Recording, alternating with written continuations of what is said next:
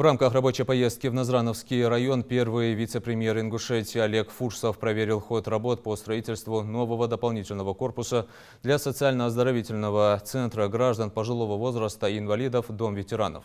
По данным Минтруда, объект строится в рамках реализации регионального проекта «Старшее поколение» национального проекта «Демография», на возведение которого выделено 146 миллионов рублей. Здание рассчитано на 50 мест. Строительство нового корпуса позволит расширить коечный фонд данного учреждения с 30 до 80 койко-мест, тем самым увеличив численность получателей социально-оздоровительных услуг почти в 2,5 раза.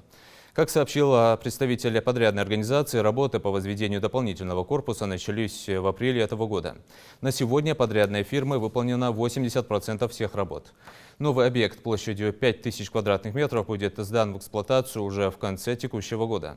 Первые два этажа отведены под процедурные кабинеты, на третьем и четвертом располагаются двухместные номера. В здании предусмотрены 2 лифта, пассажирский и грузовой. В подвальных помещениях будут располагаться холодильные камеры, прачечная, цех горячей готовки, рыбный, мясной и овощной цеха. Олег Фурсов осмотрел кабинеты, предназначенные для проведения лечебно-профилактических процедур, гостиничные номера для пациентов, пообщался с подрядчиками и строителями, а также с медработниками и действующего санатория.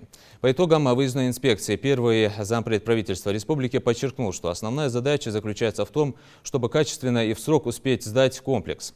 Ответственным лицам и надзорным органам дал ряд соответствующих поручений, в частности, до конца исполнения срока сдачи объекта в эксплуатацию держать ход строительства на постоянном контроле, устранив недостатки, выявленные в ходе проверки.